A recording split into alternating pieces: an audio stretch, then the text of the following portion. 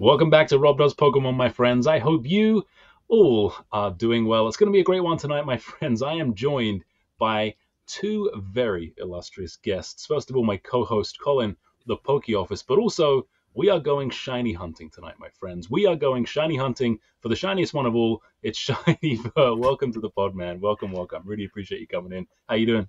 I'm doing well, man. I appreciate you a ton for having me on the stream. This is like the second ever interview or like second time I've been on somebody's stream, so I'm super excited. It's going to be great. We usually have a fun time. We usually do. Colin, how are you Definitely. today, my friend? Honestly, like it was family day in British Columbia on Monday, so it was only a 4-day work week, and I am absolutely exhausted for some stupid reason. It felt like the longest week of my life. You had another family day? Pretty much, yeah. Got to celebrate family when you can. Every week in friggin' BC. Well, you know, we're hippies out here, so. All right, so guys, we got a good agenda tonight. If you're sticking around, if you're watching this after the fact, we're going to go into Vert's story. We're going to talk a little bit about business, the market. I actually have a surprise, which is a mystery pack of shiny Verts that I'm going to be opening as well. He didn't know about this prior to the stream, but I'm going to be opening it up and just seeing what it's all about for real. This whole mystery pack thing, the controversy. We'll talk a bit about the hobby, and we'll go through some Q&As. As always, guys, if you're in the chat, you want to put something funny up, I really appreciate you guys all watching. Let's have some fun tonight. So, Vert, would you mind, for those of you that maybe don't know who you are, like haven't seen you before, would you mind introducing yourself and just giving us a bit of rundown on the legend of Shiny Vert? Yeah, man. So when I started YouTube, like I always had this dream of doing just a YouTube channel in general. But then the whole Pokemon boom happened, and so me and my friend at this time, like everybody else bored during COVID, just ran into a Target, got some packs. And so I had this thing of wanting to do YouTube, and then I was seeing like, you know, the OGs like PokeRev and them recording. So I was like, all right, turn on the camera, let's record this stuff.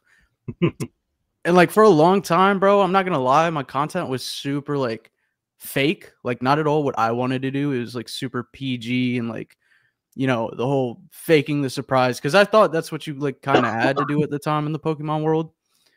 And then it took me like a year, but finally, like, big shout out to Opossum, because he was somebody that I watched at the time that really like helped me get over that.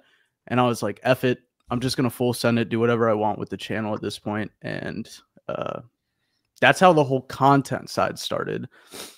Now the website, I appreciate you putting it up. Yeah, of course.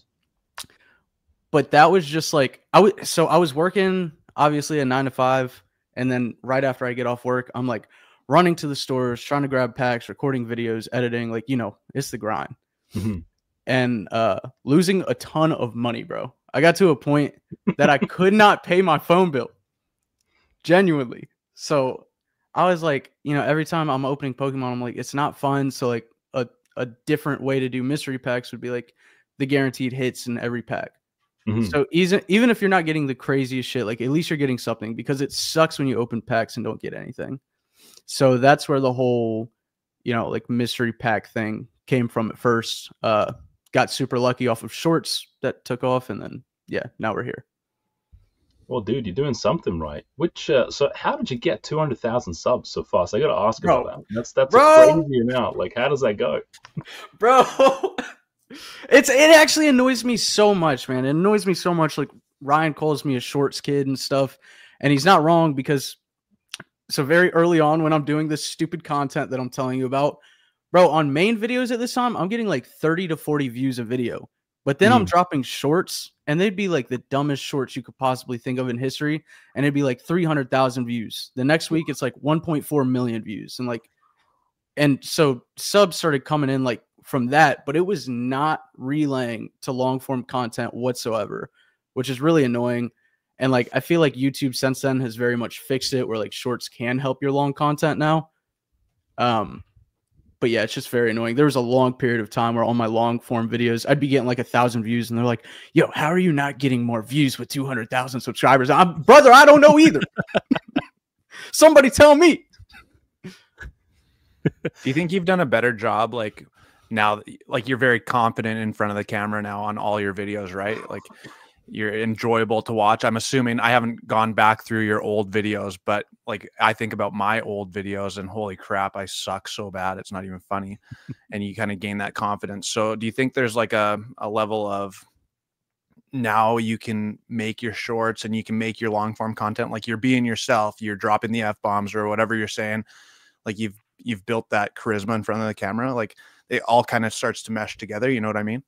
1,000%, bro. Like it's crazy. Like, so I still get nervous recording in public and stuff. Just very camera shy when I go into public. I do not want to be in a Target like, look at the shelves, people. But sitting here at my house now, like for that year period when I was doing the very fake style type content, I feel like I was never comfortable. Like I had to come in the room and almost like put on this like, let's get excited about Pokemon persona. And then the second like I flipped the switch and saw the feedback of like, yo, this is the real Vert. Like this is really cool to see. Because at that time I was talking about like alcohol and everything, just real life stuff, but with Pokemon content. And people were like, yo, this is dope to see. And so I felt like for the first time I could literally just come sit down and talk the crap about whatever I wanted.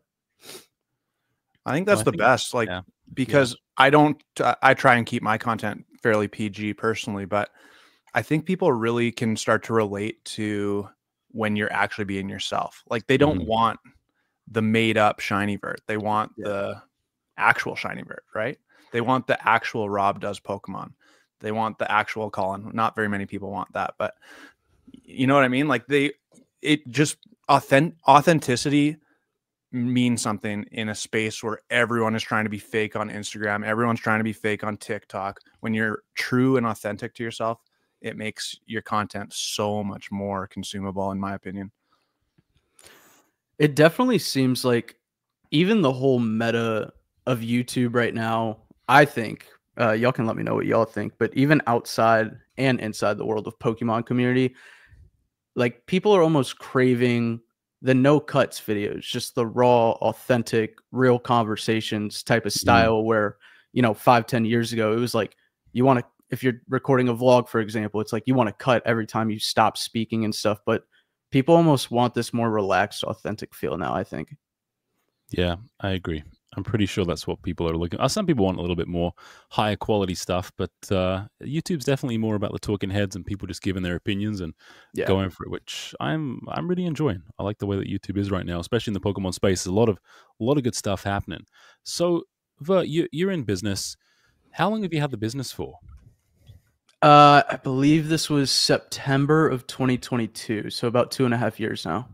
Okay. And what are you seeing in terms of change in that time? Like, how's the business side of things growing for you, and what kind of massive changes have you seen? I mean, the most massive change is literally happening right now with this whole current boom situation going on. At first, though, I will say when I first started the business, it was like I created this website with intentions to slowly grow it. The shorts exploded. And so it was literally like I woke up one morning and the entire site was sold out. And at that point, I had graduated college with a business degree, but I didn't know real business. And so it was very quickly like thrown into like, how do I get packaging? How do I find designs for all this stuff? How do I, actually start?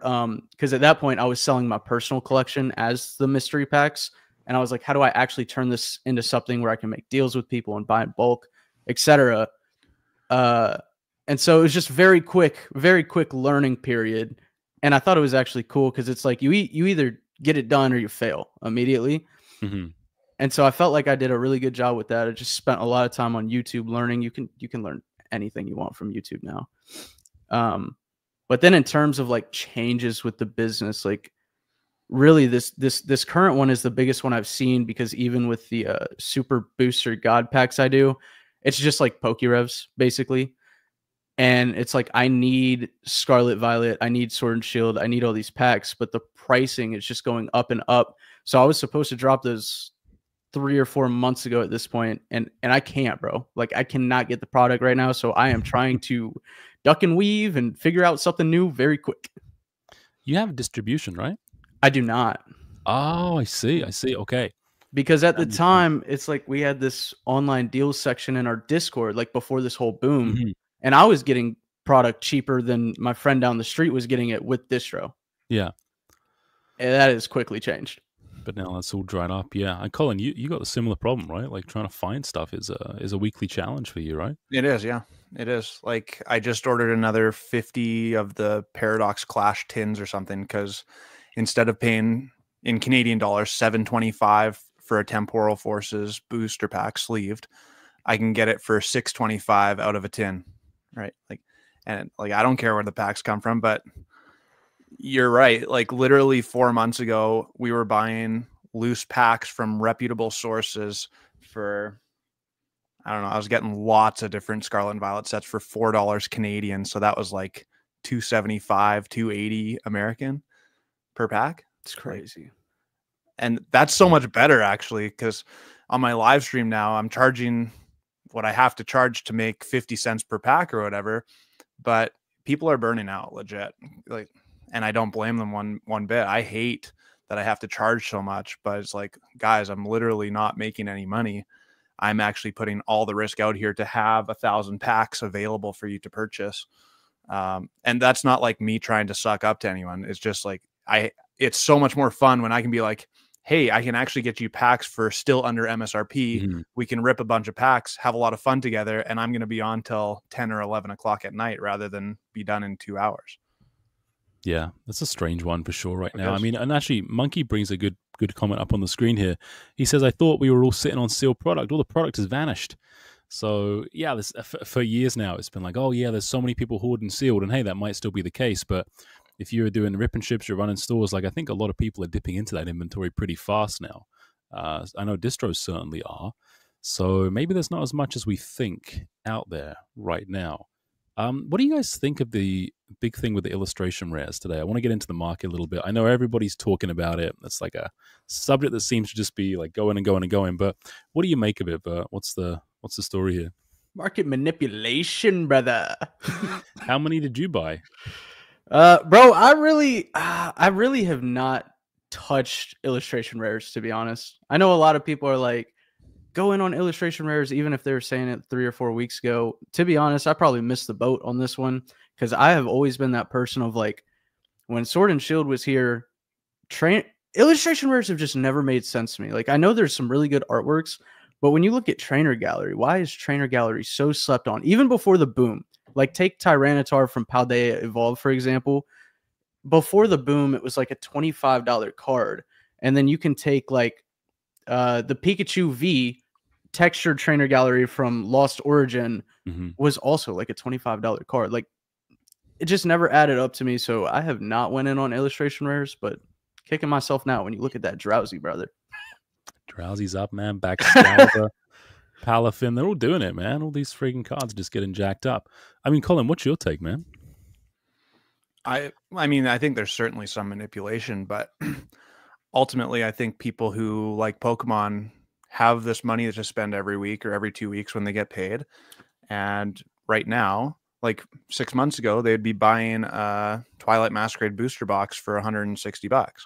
Now it's like $260. That doesn't seem quite as much worth it. Maybe I'll put my money to where something else is. Oh, these special illustration rares are $400 each now. Maybe I'll have to turn to the next best thing, right? Like ultimately people like to fill their binders up. I think there's certainly manipulation. Like it's clear as day that that's happening too, but I think there's both things happening. Yeah. And I think there are some cards that are really just straight manipulation versus some cards that like aren't super manipulated. But like this Drowsy, for example, it's insane to me because like people that are in the space and have been in the space can probably take a good look at TCG Player now and see that, okay, there's obviously some buyouts going on behind the scenes here. And we have the knowledge to like be like, it would be stupid to buy at this price. But my friend actually sent me a notification today from TCG Player, and I saw this in your recent vid, Rob, of like TCG Player now is almost pushing that this Drowsy and this are spiking in price.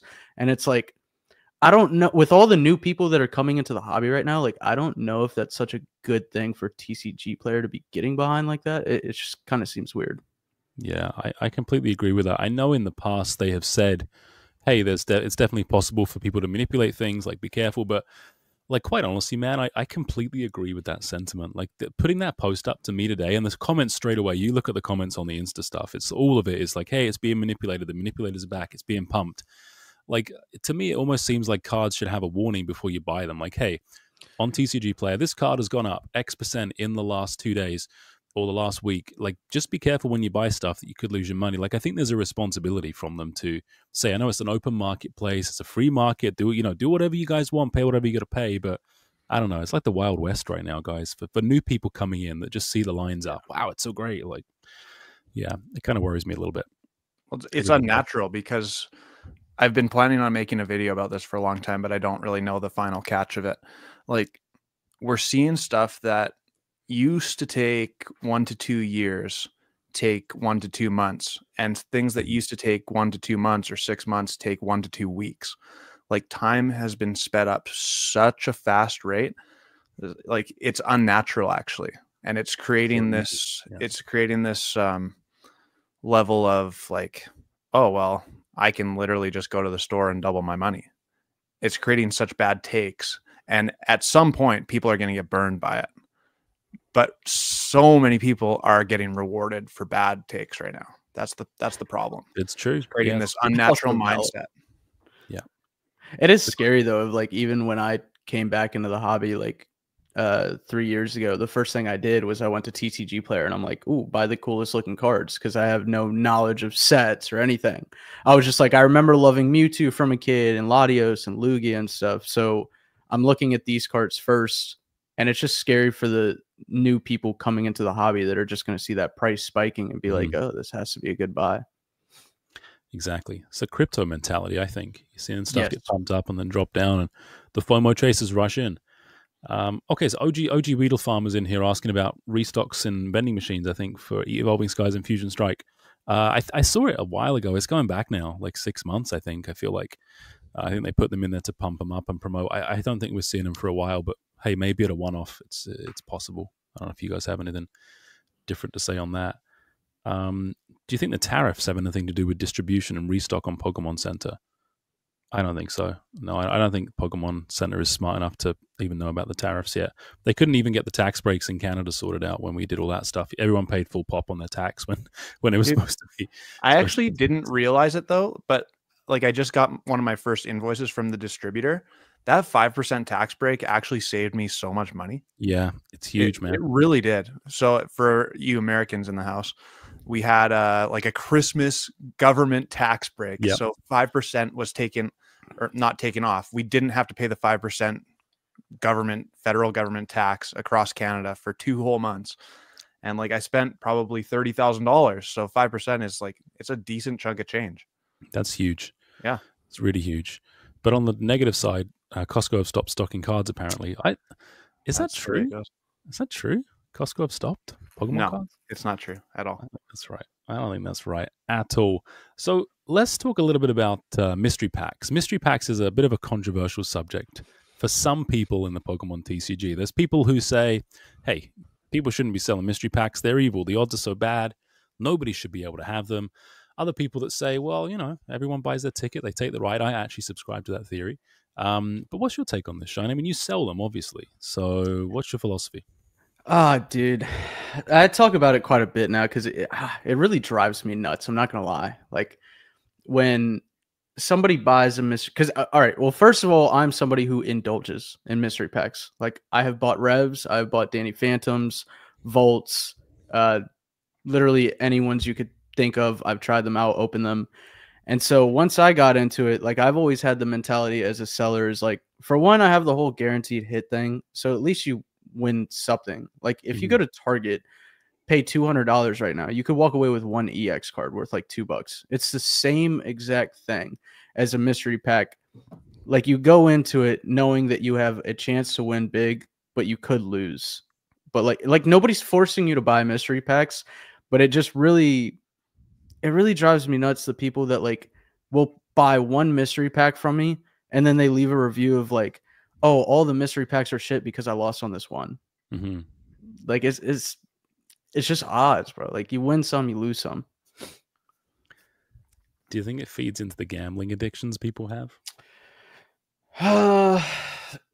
So honest answer is yes, it definitely could, but I don't see the difference from like opening Pokemon packs.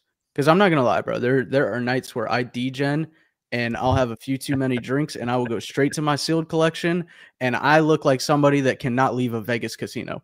Yeah. I think we all can relate to that. Everybody in the chat too, I'm sure. Do you put like the odds in big bold letters on your packs? So some packs have odds, some do not. The Super Booster God pack will have all the odds. It is bold, black. But then I do have packs like, let's take Full Art God pack, for example. It comes with 5 full art cards. I don't put odds because it's just 5 full arts. I could put odds. Like I've seen the feedback on that. There is some criticism. I know there is like some positive changes that could be made.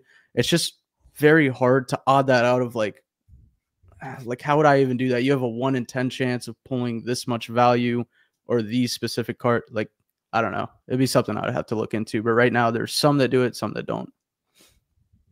Because, like, from my perspective, yeah, sure, you're giving people an opportunity to gamble or to feed the gambling addiction. But people who want to go gamble are going to go gamble at some point. You're just giving them a Pokemon option to do it. Like, I have zero issue with it whatsoever. If I want to go gamble, like, you're not going to stop me from going to gamble. I'm going to go to the casino, or I'm going to go find an online casino, or I'm going to rip open my Pokemon cards. Like, you know, there's no stopping it. Yeah. What's your take on them, Rob? So I believe that people like, so I'm going to steal something from Catch'em Collectibles, who may or may not listen to the stream at some point. I really like Dan a lot. And he's got a really good point. He said something along the lines of, like, everything is a gamble right now. Like, you go to the store and, you know, you want to buy a doll for your kid, like Madeline's 6, my daughter, right? Already there's which is completely inappropriate, these like lingerie dolls, like you dip them in the water and they come out with different like lingerie on, like I come up with a code. But like, you don't buy the doll you want. You have to take the chance that you're going to pull the one you want out of this box that has one in. Same thing with Kinder eggs. Same thing with these LOL surprise things, these little eggs that she wants to get. And it is no different than buying a pack, 100%. I mean, you're kind of trusting the casino is doing their due diligence. And I mean, Pokemon's proved in the past that they have some challenges with this as well, just the same as any independent business. Look, the Milky Bags that Go to Pulls does, people know what's wrong there. I think they sometimes just want that rush. They want that chase. You know, I get the criticisms of it, but at the same time, the big thing for me, I see this on PokeRev's videos a lot too, people commenting and saying, oh, it's a scam. Like, you don't have to buy it. Okay. Like, that's where I come in. I'm just like, you guys don't have to pay for this stuff. If you don't like it, just vote with your wallet and go and buy something else. So, like, why would you get so bent out of shape about it? And that's where I honestly come down. I don't have an opinion on it negatively or positively either way. I just think, look, if someone wants to do it, it's their money. They can spend it however they want. Yeah. Yeah. I mean, I've had, again, it's some packs win, some packs lose. There's probably, 30, 40 packs that went out today that are going to be serious losing packs. But just last week, I had somebody send me a picture of, they got a SIR God pack, $36 pack, and they pulled the Bubble Mew from it.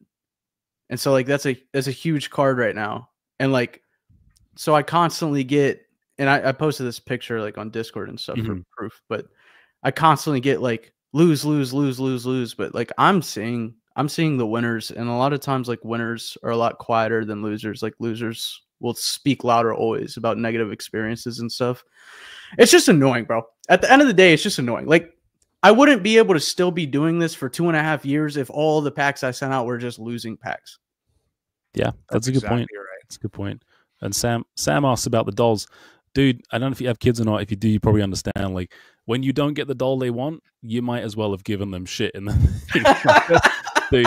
Like, when you get the wrong one and you have to keep buying them, like, it's for the parents, not for the kids. But yeah, I hear what you're saying here, drug addicts and everything in here. But guys, I actually do have something a little different for this stream because I was able to pick up a Vert mystery pack. Oh, so hell I have yeah. one of his God mystery packs here. I'm going to open it for you guys and see what's inside. Vert didn't send me this. I got it through my own channels, and I'm pretty excited. But I need 2 minutes to set this up to switch the camera around. So I'm going to hand things over to Colin and Vert just for 2 minutes. I'll be right back. and I'm going to get this sorted. We're going to open this in real time and see what's inside. Okay. I'm pretty nervous. Not gonna lie. Now it's like now chat's gonna be like, he said bubble mew. We want to see a goddamn bubble mew in that thing. Yeah, exactly. That's exactly right. And he left this great comment from Monkey on the board. Bit of a cope. That's like saying a drug addict will always do drugs, so might as well be me that sells them. I mean, there's a big difference between drugs and Pokemon cards, in my opinion, first of all. And number two, this is not my opinion, but where I live, we actually give free drugs out to the drug addicts. So like, wait, is that for real? Actually, it's kind of crazy. Jesus. It's kind of silly. I don't know. I think there's a big difference between, it's like, yeah, you're supplying Pokemon cards, but like, what's the difference between just a LGS having Pokemon cards that someone who likes Pokemon? Yeah. Right? Like, I don't think it's a cope whatsoever. It's a completely different. That's like the extremity metaphor or like similar situation you could use, but in actuality, like I've met a ton of people in the hobby now that have had these drug addictions or alcohol addictions, whatever it may be, and Pokemon has been a replacement. Not saying it's another addiction, but it's a hobby. I think it could get to a point of an addiction. Like if you're starting to lose money and stuff, you got to, you just got to be smart about it. Everything in a dose, or what's the word I'm looking for? Everything in moderation. Moderation, yeah. Yeah, exactly. I don't know. I like Pokemon is a gamble in and of itself, and somehow Pokemon Company gets away with gambling for kids because, oh, you still get 10 cards per pack, whether you get something of value or not. It doesn't make any difference. So yeah. I see Radtad in the chat keeps grilling me about the mystery packs, but it's the same thing like I was saying before, bro. Like you can lose. I'm very upfront about that. You can absolutely lose with the mystery packs, like same way you can lose with Pokemon packs, but like Rob's about to open something right now. Bro, this is about to be an L for me either way. If Rob wins big, all the chat's going to be like, he loaded it. He gave it to him. He knew. Yeah. And the second he loses, Radtad's about to go to war with me and be like, scam. Before Rob does this, like, have you ever hit anything big with the mystery pack? Bro, it's insane. Like, I have no luck when it comes to Pokemon TCG packs. With Pokerevs packs, I have maybe bought a total of, I would say 7 or 8. I've hit gold twice. Holy smokes. With Volt, I hit, I've probably bought 4 Volt packs ever. I hit a rainbow pack. With Danny Phantoms, I think I bought 3 or 4 ever, and I pulled his highest tier at the time when he was still doing them. Bro, it's been nutty luck. That's so sick. It's been nutty luck. That's awesome. So, how about you? Have you ever indulged in the mystery packs? I've bought a couple of vaults, the Slab City boxes. Oh, nice. Got absolutely wrecked on them. And everything else, like, it's so expensive to ship to Canada, so I try and stay away from it because it turns a $10 pack into a $20 pack right quick. So it's actually very cool to hear, though, that like you've bought in the Slab City packs, you've gotten wrecked, and you're still open to the idea of mystery packs. Well, because I love gambling. Like, yeah, I'm with you.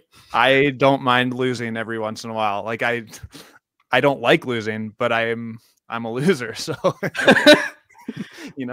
like, I have actually never in my life been to a casino because I have 0% faith that I will not leave there without gambling everything I own. Oh, but man, the gambling high is so huge. Like, so I only gamble when I go to Vegas, and I don't go to Vegas very much anymore because I can't afford to. But yeah, like, I really like craps, so throwing dice. And my goodness, man, like if you just go on a big heater for an hour and the money's just rolling in, and you started with $100 or $200, and now you're up to like $4,000 or $5,000 of chips sitting in front of you. Yeah, there's no better feeling. Like, it is kind of I should stop talking about this because everyone in the chat's just going to know how much of a degen I am. Huge degen, Colin, a huge degen. Can you guys hear me all right? Yep. Yeah. All right, you guys can see everything on the screen, I see. So, I'm looking at this here. So apparently I have a min guarantee of a green, 1 in 5 of a red, 1 in 10 of a blue, and 1 in 25 of a gold. So how many are in here total? How many should I have? Are Just you 3 opening a Super Booster God Pack? Yeah. I believe it is. It's been a long time. I haven't restocked these in like 6 months, but I believe it's. It should say on the front. I think it's 4 booster packs. Then there's going to be 1 more in your color tier. So 5 booster packs total plus a God pack. Okay. Well, this is what I ended up with. This silver one. So I'm going to take you guys through this. I don't know what's going on here, but don't know what your quality control's like here, but let me have a look what I got. All right, first of all, I got Sun and Moon. That's not too bad. Is Sun and Moon supposed to be in here? Yo, what's going on right now, Rob? This is Sun and Moon. Okay, I got a bunch of reds. Let's try the first red and see what we get. Okay, Brilliant Stars. That's not bad. That's all right. We like to see some Sword and Shield in there. Brilliant Stars. What's in the next red one here? What on earth? Okay, hold on, just open this. I got an Ogapon. What? I got a Raikou coin. Yo, my mother packed this pack. 1 troy ounce of silver. Hey, that's all right. I got what? What is this? An earplug. Hold on, man. There's a key, a button, and 2 batteries. What the frick is this Confederate money? Is this a Confederate coin? Hold on. Okay, let's see what's in the next one. I got another red one here. See if we can get back on track. I don't know what you're pulling here, dude. All right, I got Scarlet and Violet base. All right, that's fine. What's in this blue one? It's an opened 151 pack. Hey, at least it's not resealed. What? And an open Silver Tempest pack. There's a gold one here, and I'm just about. What's in this blue? All right, the blue one looks a bit shady too. I can't even. These packs are so small, dude. You need to get bigger packs that are gonna hold this stuff properly. The freak, dude. What the? What? This is a family-friendly channel.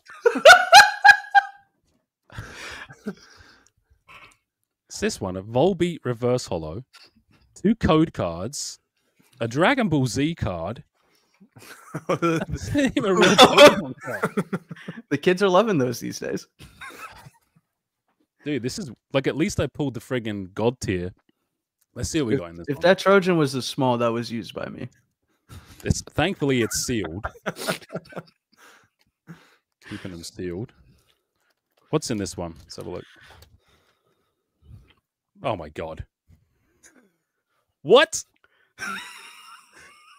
This isn't... Jeez. Guys, I give up. I give up on these mystery packs. I don't know what's going on. I give up, guys. I gotta flip the camera back. We gotta talk about this. Give me 2 minutes. The earplug? I can explain. The button? I don't know how that one got in there. Is that what he was? Okay, I gotta know. I mean, he obviously did get a pack though, because that was the packaging. I'm just as much in the dark as you, man. Oh, actually? Yeah, I have no idea. This But I ain't a loved very every milky second of it. bag. How much are those mystery packs? Vert, you should be ashamed. Unbelievable. I mean, first edition Charizard seemed pretty good. Yeah, we take that. Dude, Trojan condom. I'm trying to keep people safe out there. Exactly. Yeah. A little I'm bit of sending Pokemon cards. It's all about the entertainment value. Dude, I'm sending out sleeves like it's nothing. Come on, people. Who set that up, Rob or Vert? I don't think it was Vert. Yeah, no. God. Family friendly. Yeah, Travis, for sure, man. Yeah. Bro, the fact that I know there's going to be at least one person in this chat that genuinely thinks that is what I sent. Yeah. At least one, bro. There's always one. Yeah. I'm gonna get a DM on Instagram later from like some kid's mad mom. Like, what did you send? It's like, thanks, Rob. You ruined my reputation.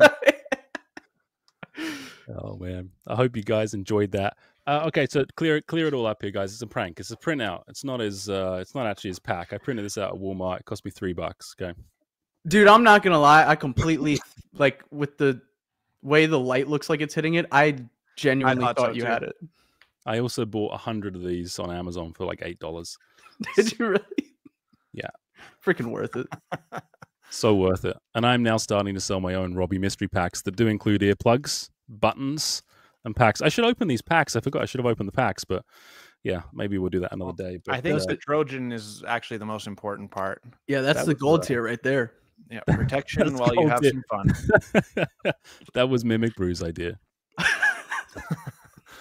That was Mimic Brew's idea. Is that what you were setting up off to the side? That was exactly it. Yeah, that was what I was doing. Yeah. Freaking nice. I don't know. Got to keep it fresh. Got to have it. Got to keep it fun. Got to keep it fun. Kuyan says Durex would be a lower tier. Yeah. Yeah. No. Yeah. Have one brand in each tier of it. You ever? There's a quote in Rocky 2 that I always think of when he doesn't want to know what to do with his money, and the real estate whack job like mafia guy comes up to him and he says, "You should invest in condominiums." And he goes, "Condominiums, and never use them." Dude, the fact that impression was so on point. Jesus, Rob. So good. Come on, I'm trying to take that tie off you now. It's not my usual tie. You got me wearing a different one. You got me all sweaty, man. You got me all sweaty. No, I thought you'd like that. I thought you'd have. Yeah, that was hilarious, dude. Let's talk about Team Rocket. What are you guys thinking? Team Rocket, you guys excited about Team Rocket? What's the story? Like, Vert, how are you feeling about it, my man? Some weird stuff happened recently of like, man, it was such a very quick roller coaster down and up of it's no longer Team Rocket, and everybody was like, this set is going to tank. Nobody's going to want it. Completely kills the hype. I'm not excited. I wanted a solo Rocket set. And then just the pack artworks. And people were like, Rocket is back. And I don't know. I mean, I think regardless, I'm excited for it because my favorite Pokemon is Mewtwo. I'm very excited to see what we get for the Rocket's Mewtwo EX. But I think the hobby as a whole, like, bro, this set is still going to sell no matter what. I don't care if you put it from 5-6 Japanese sets. Like, the fact that it's just going to sell out regardless. I think the hype is still going to be there. Yeah, I think so. I think it's pretty crazy. What are you excited about the most? Like, what would you like to see? Like, ideal world, something, even if they don't do it, what would you like to see the most? I mean, specifically the Mewtwo, but like, I want a Mewtwo, a Rocket's Mewtwo that is like, I feel like lately a lot of the Mewtwo artworks have been, I would say the one good one we recently got was the 151, but then when they brought it over into English, they made it a promo, which was super disappointing to me. But I want a Rocket's Mewtwo EX SIR that is just like demolishing something, or take the Lab Mewtwo from Shining Fates, beautiful card, but instead of like in that lab, they could make like almost a part 2 to that card of him breaking out of it, which would be super sick. That and if they drop like a Misty's Gyarados, that'd be really sick. Yeah, I think that's gonna that would do it for sure. They got to get back to the Misty Starmie trainer card that was banned. I think I like get into the let's get into that arena, man. See if we can bring that one back. It's a different world now, man. Yeah, definitely is. We're gonna get into it. Colin, I know we talk about this every week, but how are you feeling now? Like, there's been a lot of changes. I'm so excited, but same as Vert, like it was the roller coaster, man. All of Instagram and TikTok and YouTube was like, oh no, this set's gonna suck. It's not Team Rocket anymore. And 2 days later, it's like, ah, yeah. And as Vert was just talking right there, I was thinking to myself, like, the first ever immersive card in Pokemon Pocket that I pulled was the Mewtwo. And if they did like a play on that Mewtwo kind of art style in this set, like breaking out of the tube, oh man, like I agree that the dark like vibes of a Mewtwo card going to be so sick. And I actually just like really think that Ethan's Ho-Oh card is an absolute beauty. Dude, thank you, bro. I've seen so many comments of everybody saying it's completely mid. I think the card's No. a beauty, and I think when people see it in person, bro, I think that sky is almost gonna. I know it's like different colors and stuff, but like the sky in these Zapdos from 151 is absolutely stunning. Yeah. And I think once people see this in person, it's kind of gonna give those vibes. This is a top 3 chase card in all of Scarlet and Violet era for me right here. And I have no pull towards Ethan. I could care less about Ethan. It's just that this card is that cool. Yeah. Dude, I am 100% with you. This is a card that I want to have. Like, I'm going to be patient and try and grab it once it's dipped, hopefully a bit. But like this, I've been waiting for this a long time, and it's super cool. I call Ethan Gold in my mind; he's always gold. But like this, the way the sky, the colors of the sky, like people are calling it like the rooster or some weird stuff. This is an incredible card. Like it looks great. It looks OG. Like it's the Heart Gold Soul Silver Ho-Oh. This is what it looks like to me. It's OG Ho-Oh. It's not like angry Ho-Oh. Like it's the majestic. Like this is it. I'm just right in there, man. Like for sure. Like Zard Lurking's put this up on screen as I said that too. Takes you right back to the Heart Gold Soul Silver era, which for me is like my favorite, like my absolute favorite. Like I'm Gen 1 all the way, but that game, like the way that it combines everything that was so special about Gen 1 with Gen 2, the way that it updated the graphics at the time, you'd never seen anything quite like it. Like, oh, it's just incredible, man. Like what a freaking game. So yeah, I can't wait. I really can't wait. If y'all wanted to see some cards or like specific Pokemon come out of Rocket, I know it's like the 3 sets now, but what would y'all want to most see? I want to see Mewtwo's Mewtwo. That is something I've been campaigning for a while. Get a little meta on here. It's friggin' insane. The greatest trainer ever. It's Mewtwo. He's his own master. That's what seriously. That I would love to see that. Like the way they could do the artwork has so many different. It would work on so many different levels. That's what I would like to see. In all seriousness, I'm not I actually like this. I've just never thought of this before. I would love to see Mewtwo's Mewtwo. Yeah, I've been campaigning for a while now. Colin, what about you? Honestly, I don't know. Like I'm fine with whatever they have. Mewtwo is obviously the fan favorite. I'm a big Gen 1 fan, so like I could see like a new Weezing card or something like that. Arbok, even though Arbok was in 151 as the ultra rare, but I don't know. Anything, I'm gonna be happy. If they brought back, oh yeah, Mr. Jabba just said Sabrina's Gengar. That's the one I always like don't really think of, but I think that would be absolutely epic. Yeah. You know what? A card that could happen but might not be something like Larry's Bidoff or something, you know, something like that. Like I like Larry. Yeah. He's my man. Like I could see him getting a trainer card at some point in the next couple of months. So give him something good. Yeah, give him something to do. Larry's Mewtwo would be off the charts though. Like all of a sudden, whoa, watch out, Gita. He's all grown up. He's got the Mewtwo now as well. What about chat? What do you guys want to see? I'm seeing some like who's gonna milk. Oh god, goated. Always bringing it down a level. Always bringing it down. Dark Dragonite would be pretty cool to see again. There we go. Larry's what? It would take a lot for me to get like tired of the nostalgia, you know? Like they could remake a lot of the Team Rocket old cards as new illustration and special illustration rares. I'd be quite happy with it. Do we know if it's confirmed that we're not getting dark type cards in this set? As far as I know, it's not going to happen. That's what I was thinking.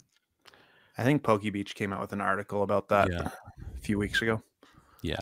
And a few people have been saying excuse me, it's going to be more like, you know, Gym Heroes kind of than an actual Rocket set. Like it's like the trainer cards versus the dark type of Pokemon. But, you know, people don't really care about those details. It's Rocket. It's got the red R on the front. We don't need to worry. It's all going to be good.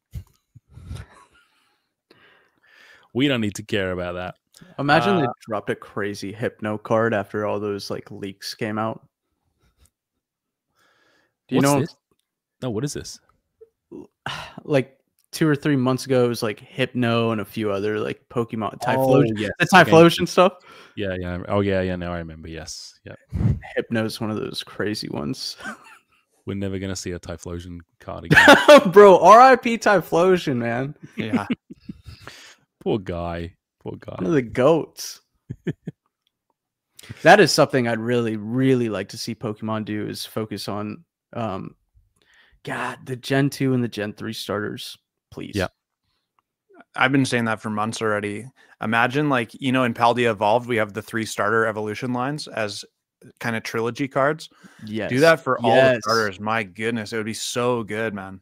Yeah. Dude, Like, I'm the so Totodile illustration rare, and then getting to a for alligator special illustration rare would be mind-blowing stuff. Yeah. even when they bring back the megas, and like, well, I guess it's still rumored, but if they bring out the Yeah, megas exactly. again, Yeah. bro, I have this crazy thought that there's a possibility somewhere in there that they could bring back shiny megas, shiny mega Swampert. Give it to me, bro. That'd be Dude, sick. that would be friggin' incredible. A shiny Mewtwo's Mewtwo. Oh, shiny Mewtwo Mega X. Yeah. Oh my god. Shiny Mewtwo's Mewtwo Mega X. Oh, Just to keep the hype train rolling a bit, if Pokemon ever wanted to do some sort of like numbered or serialized card, they should just make it a main set feature. Like Charizard is the special illustration rare chase card, and then 1 out of every 1,000 special illustration rare Charizards is a shiny Charizard, and it would just be the most epic thing ever. oh, dude, that card would be. Oh man. But they could do it all over the place. Like Like just have a 1 in 1,000 or 1 in however many. Oh, it'd be so good. that would be insane. So I was gonna make a CGC joke, and then I was like, maybe I would I never should go to the maybe I casino should again. make a CGC joke. Please make a CGC joke. I was gonna say you wouldn't even have to cut the edges off to make it. Send it in. Like, yeah, it's really good. Do y'all have y'all seen Tag lately, or have you ever used Tag? Yeah, I like Tag. I haven't graded with them yet. I do fully intend to. We had Jesse JPeng on the show a couple of weeks back. Nice. Shareholder in Tag, big advocate, and like I like what I'm hearing about them. Why do you ask about Tag, my friend?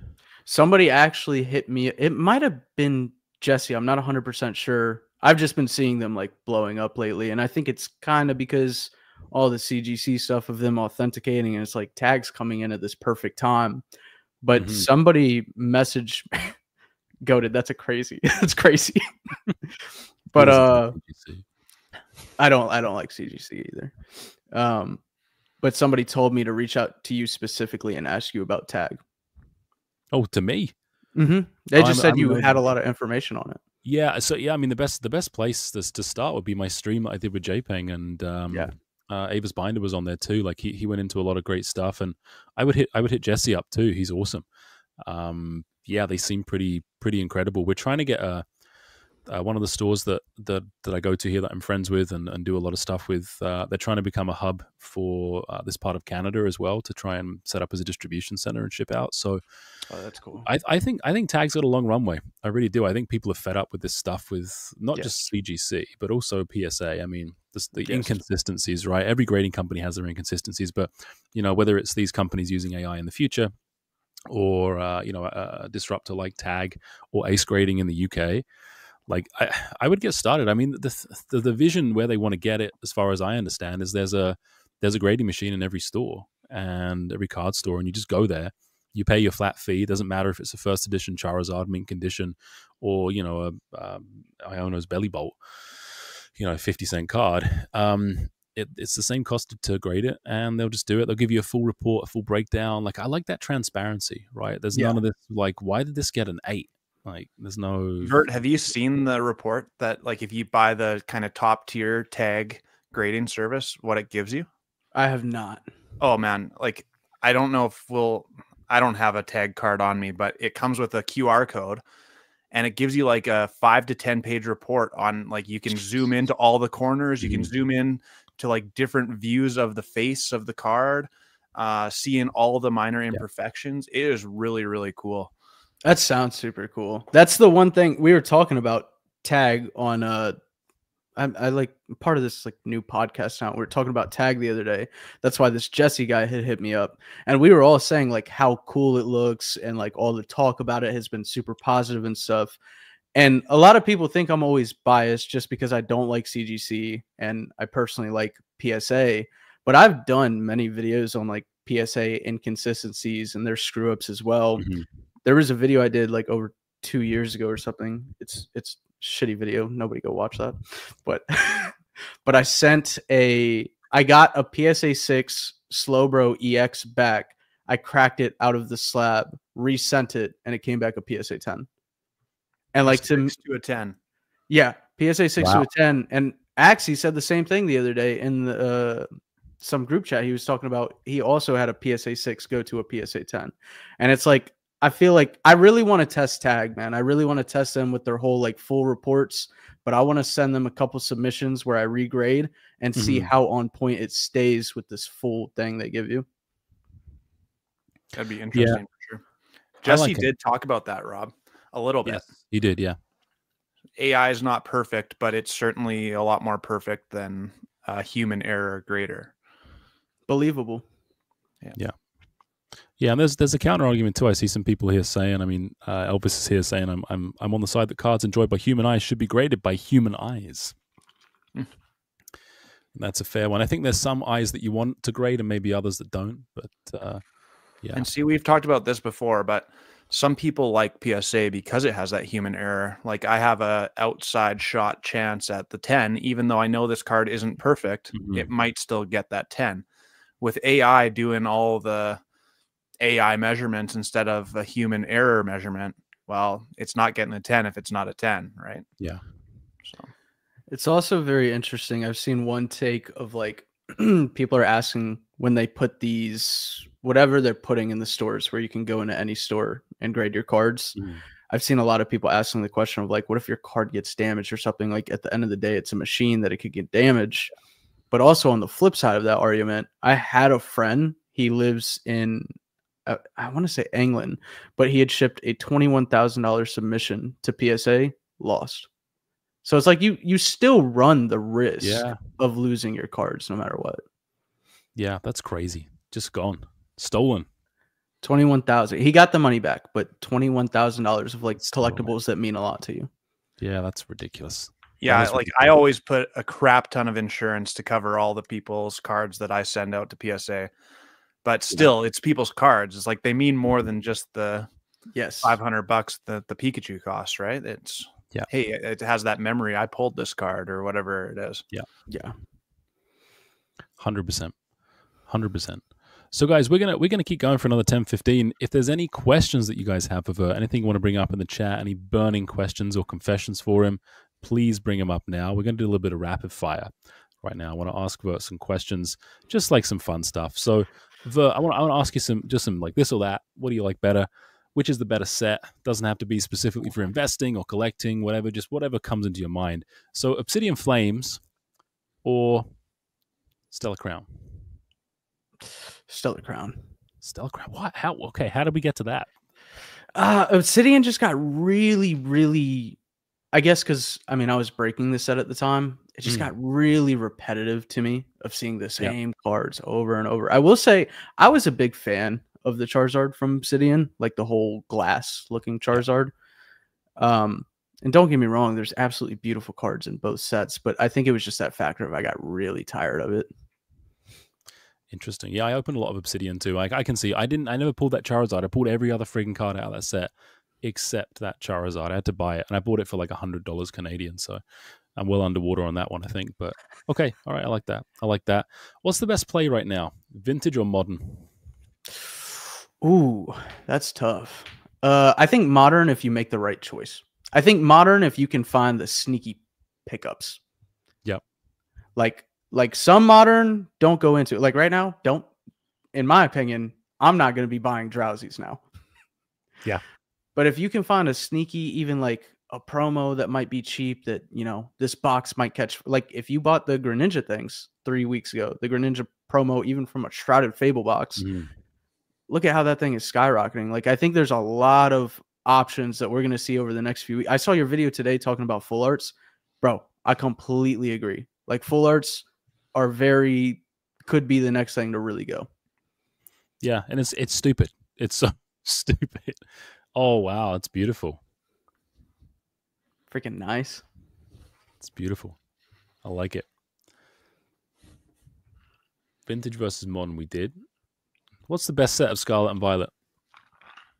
Ooh, this one's tough. I am between. I know people are going to say it's such a basic answer, but 151 has got to be up there. For me, absolutely not prismatic. I would be between 151 and Paldea Evolved, and I know it's basic, but I'm probably going 151. The Zapdos and Alakazam to me were such good artworks. Oh, dude, that Alakazam is like a Ghibli movie scene, like with him just doing the little spoon bending, sitting on his suitcase. Oh, it's beautiful. So good, bro. You know, this is like a very, I guess, weird flex that doesn't really mean anything. Not like anybody ever knows this, but I got the first PSA 10 Alakazam English in the world. Dang. Really? I swear to God, like I have video evidence. So I pulled it the night before 151 came out because I had like found 151 early in Walmart, like only a couple days early, like 3 days early or something. Opened it the night before it came out. My buddy was like, bro, send that thing on fast shipping if you want to have like the first one in the world. And so I did it. They graded it a 10. And then I went into the PSA pop report showing that it was like there's only, one in the world at this point. And then I had the email to also show that I got the 10. So it's just very cool because it's one of my favorite artworks ever. And it's just so right now I'm selling most of my collection, but that's one card that I will like never sell. Never. No, I like that answer. That's really cool as well to say you've been able to do that. So if 151 is your favorite, is it English or Japanese 151 that's better? Ah, this is where people are going to kill me. I'm a big English collector. Look, Japanese, I mean, I cannot argue. Japanese texture, quality, everything. It looks better. I like English, bro. I've just been collecting English. Yeah, that's fair. That's fair enough. Completely agree. Yeah. You're on that train too, Colin? Oh, 100%. 100%. Love the Master Ball chase, don't get me wrong, but English cards are for me. Japanese, I get bored of Japanese, and I legitimately have opened probably a couple thousand 151 packs now, and I'm not bored of it. It never gets old for me. I like that. The one thing that drives me nuts too about Japanese is like, bro, like there's vendors that I know now and I trust at like card shows and stuff, but I will just not buy Japanese packs at any type of convention or event because I cannot get over the fact with Japanese that they've opened the box, hit the secret rare, and then they're just selling the loose packs. Which I know like can be done a little bit with English as well, but it's different in Japanese of having that one confirmed. It 100% is. Never buy loose packs Japanese for sure. Never do it. Yeah. Never do it. And hey, even in cases where there's like, because you're guaranteed certain things in a case, I understand as well, right? So like if they hit the big chase out of the case, then it's like, okay, well, maybe we should calm down a bit and sell some of these ones for sure. Rob, what's your favorite Scarlet and Violet Arab set? Oh, so nice of you to ask me. It's 151. Nice, dude. Hands down, man. It's so basic, but hey, I'm a pumpkin spice latte guy. That's what I like. So you have to change the question just a bit. Out of the main series sets, all right, okay, no specialty sets. What's the best set? Obsidian Flames. No shot. Whoa. I really Battle Styles is the best Sword and Shield set. Yeah, I get it. Like, I'm just gonna tell you guys right now, I had so much fun opening Obsidian Flames. Special memory for me. I was really hyped about getting to 151. I know objectively that's not the right answer, but for me it is. So there you go. That's totally fair, and that's what's so good about Pokemon. Wait a minute, Rob. Wait a minute. I want to know how you had this much fun, but you didn't get that Charizard. It was still a fun. Hey, there's like 3 or 4 Charizards in that set. Yeah, I got that freaking Gold Neck one. Yeah, I pulled. What's the other one? There's one that's there's the EX as well, and then there's another. Oh, there's one that's like a silver background, right? It's a full art one. That's a cool one. That was one of the ultra rare. That was one that I pulled pretty early on. But yeah, towards the end I was getting a bit stressed. But yeah, it was still a lot of fun to open that set. Yeah, there's some gorgeous cards in there too. Like even like the training galleries are nice. Like I don't know. I know objectively it's not the one. Like you should be saying Surging Sparks. Or Twilight Masquerade or Paldeable. But I don't know. I just had a blast. It was great. Really, really fun. This comment or question has been up here for a while. Which content creator likes to get milked the most? Goated Pulls is the correct answer. He likes to get milked a lot. He talks about it constantly. I'll milk Goated any day. That's the question for you there. Colin, what's yours? What's your, not milking question, but what is the best set of Scarlet? Main expansion for you. You were at Card Party, right? Yes. Card Party 2? Yes. So I talk about this literally all the time, but there was like this microcosm of Pokemon space at Card Party where Twilight Masquerade wasn't that cool. And at Card Party, it just started selling and selling. And by the Sunday, like no one could find it anymore because all the vendors had sold out of it. And I legitimately had so much fun opening Twilight Masquerade. I don't actually think it's the best set, but out of like me opening on live streams, I think I've had the most fun with Twilight Masquerade for some reason. Actual best set, I like Paldea Evolved. But Paldea's good. Paldea's good. I think, hey, like, people tend to gravitate towards the values, right? Like, it's good. Oh, it's the most valuable thing. It's really good because it's expensive, and I can appreciate the argument. Like, I talk about it on my channel all the freaking time. But sometimes it's just like, hey, what's the experience you had with it? Like, what was the thing that it makes you feel? I still remember the smell of those Obsidian Flames packs. They smell different. You guys know the glue, right? Like whatever all of the paste, the shellac, whatever the fuck they're putting on the cards. I don't know what it is, but oh my god, every set has a slightly different smell. It's very interesting that y'all both have these sets like Obsidian for you, Twilight for you, of like just these fun times. My biggest one is always Celebrations. Like I know, again, it's like it's not the best set, but that's the most fun I've ever had in the space opening a set before. Like I remember, bro, so I was still pretty new into collecting at this time, and you know, Celebrations was getting super hyped up, all this stuff.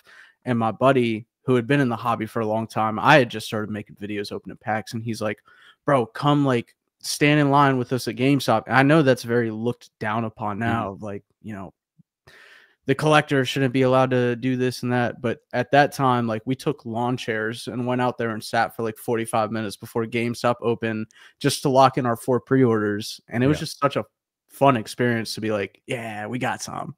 Yeah. Those are memories, man. Those are the memories. Which is why a little bit nowadays with the whole boom that's going on now, I kind of understand the whole like standing in line thing. Like I don't do it like I don't go out anymore because I've given up hope, bro. Of finding stuff in stores. But like the new collectors that are coming into the hobby, like, you know, we call it FOMO now because we've seen it for so long, but to these people, like there is some regard of it. It's the chase. It's fun. It certainly is, man. It certainly is. There's no question. It's the same when I was young. We used to wait in line because the movie theater didn't have the like this selected seating. So you'd go wait in line. I'd get in line at 8 p.m. for the midnight showing of the new Lord of the Rings movie or something stupid like that, or the new Star Wars movie. And then Halo 3 is releasing. So we're all waiting at GameStop at 6 p.m. for 6 hours because I want to play it. And then it installs for 3 hours. So it's 3 a.m. before I start playing the stupid game. I have to go to school the next day. So then I'm in bed 30 minutes later. But hey, I watched that first cutscene, baby. Yeah. Love that. I waited in line for with my neighbor, actually, who's a couple of years older than me, for Tears of the Kingdom, the Zelda game. We waited in line for that, and we got it. That was an experience too. Felt very. Some kid was pumping some of the like Saria's song and Song of Storms like in his car, like yeah, it was a strange night for sure. But we did it. But that kind of stuff is what memories are built on. Like it's It not everyone out there is just looking to turn a quick buck and make another $20 off of Prismatic Evolutions. That's not a thing. True. I did a midnight release for Call of Duty, and the GameStop was attached to a Buffalo Wild Wings, so they held a tournament right after. Oh, really? Yeah, Well, that was a really cool thing. Core memory. Nice. Yeah, that's pretty awesome. I like that. Wongo's asking, do any of you guys have any obscure PSA graded items that aren't Pokemon? I don't have anything that's not Pokemon cards PSA graded. Do you guys? I do not. I mean, I have like a few Lorcana cards, but I'm not a huge Lorcana fan, so they don't really do anything for me. How did you end up with them? It was like the guy that lives down the street from me is like, Lorcana is going crazy. You got to get some packs. So I opened a pack. I don't even know if the card was good or not. I just saw a Mickey Mouse. It's not an enchanted. I know it's not an enchanted, but it was like a Mickey Mouse. I was like, yeah. I was sending off a big graded submission at the time, so I was like, might as well just throw one of these in here. So my daughter, so with my wife, we were talking about getting the Elsa Enchanted Frozen for her as a gift. Well, I suggested it, and my wife said no. That's how most things go. And I'm saying at the time it was, I can't remember what the values are, but it was not that expensive. It was like 600 or 700 Canadian dollars. And I'm like, look, it's a good investment. She really likes Elsa. Let's get it for her. And she's like, no freaking way. I think that card is like $2,000 now. Like it's really escalated, but she would have just carried it around with her and like scratched the crap out of it. Like it would not be, no one would want it. Like redo the slab. So, but yeah, those cards are pretty freaking expensive. So Yeah, it's insane. they're getting up there. They're getting up there. People are arguing about, people don't like 151 apparently in the chat because of a possum bud. There's a trainer card that would be good. Is Nix Opossum. I'd like to see that one. I would really like to see that. I think that would be a good trainer card to have. I'd like that a lot. Guys, we're at 10:51. Colin has a volleyball tournament to go and... What are you doing tonight, Colin? What's the 8 o'clock? It's just a birthday party, actually. But it's a birthday party. Whose birthday is it? Just a random friend. Well, that's good. I hope you enjoy it. Is Ruth going to be there with the glizzies, or what's going to happen? No, glizzies are a Thursday night activity. Hey, hold on here. Last night, she made me... This is his mom. Like breakfast hot dogs. So bun and then the hot dog and then eggs and bacon. Legit, man. What? That was one of the best glizzies I've ever put in my mouth. So I've had a few good glizzies in my mouth. Colin does these rip and ships and streams, and his mum makes him these just the most gourmet, decadent, glizzy, sexual innuendo meals. Like it's incredible. Like that's actually really cool. Seriously, it turned into this funny joke. Everyone in the live stream's like, you should have hot dogs. And we were talking like, what's the best way to cook a hot dog? And I was like, guys, air frying hot dogs is clearly the best way, except if you're actually at a campfire. And everyone's like, oh yeah, that sounds so good. My mom made me hot dogs that evening. And then everyone's like, this needs to be a weekly thing. And so I've had hot dogs every Thursday night for the last like 5 weeks, for goodness sakes, trying to make a new play on it every week. That's actually super sick. You're so lucky, man. You're so freaking lucky. Well, my mom lives literally a 30-second walk away, so I am lucky. I'm going to ask the girlfriend to start giving me glizzies, and she's going to be ultra confused. Yeah, she's going to really... She's like, what the fuck? I'm got to look this up on TikTok. She's going to have a lot of questions. Have a lot of questions about the glizzy. Manic. Next week, Thursday, there's going to be the mac and cheese glizzy on the menu. I'm going to make mac and cheese this weekend to put on it. Dude, mac and cheese glizzy sounds immaculate, bro. Yeah. Mac and cheese is my favorite food of all time. Right? I'm such a kid, bro. I'm like a 9-year-old. Hey, nothing wrong with that. Good for you. I think we all are deep down. Bro, I will go to a steakhouse and order mac and cheese as my entree. Yeah, that's a little far. Have it on the side, Nate. Come on. Come on, have some taste. All right, Nate, where can everybody find you, my friend? Where can everybody find what you're up to? Mostly just YouTube, Instagram, at ShinyVert. I can't thank you enough, Mr. Rob, for bringing me on, showing the website, everything. Appreciate you a ton for, even giving me the chance to talk with y'all. Had a lot of fun. Of course, dude.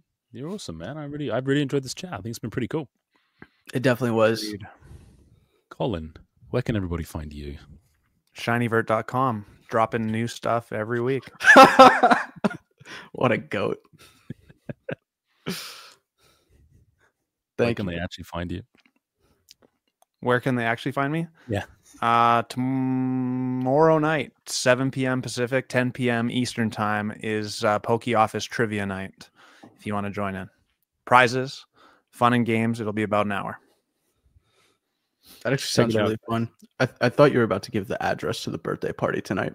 This is where you can find me. I'll be at Moxie's in Kamloops, British Columbia for about an hour if anyone wants to come join. But no autographs will be signed. So no pictures. Here's the problem. My initial signature on like a Lechonk card would be to draw a pie, because early on in my YouTube career, one of the guys who bought from me was like, I sell pies for a living. And I was like, well, you got to sell some more pies to buy some more packs, baby. So I started drawing pies on a Lechonk card for some stupid reason. But now I have to draw glizzies but drawing glizzies on a Pokemon card without being extremely inappropriate is quite challenging. I haven't figured it out yet. I've noticed you can't draw on Japanese cards very well with a Sharpie. Weird No. foil. I agree. It's very tricky. Yeah. And I really admire Rock Sandy, who signed a Roseanne's backup for me. He managed to do it. So thanks a lot, Rock. There's not much better than Rock Sandy. I don't know how he does it. There are not. Monkey's asking where everyone can find me. You can find me on this channel, guys. If you're enjoying these podcast-style interviews, I really am. They're a lot of fun. Make sure you subscribe, get notifications on so you know when I'm going live. I'm live with Colin every Tuesday. I'm usually live on a Wednesday and Friday as well. And yeah, we're just having some fun, guys, looking at the numbers. Thank you, everybody, for joining the live. If you're watching it after the fact, thank you so much for tuning in. Thank you to our wonderful guests. And until next time, take it easy. Glizzy gang.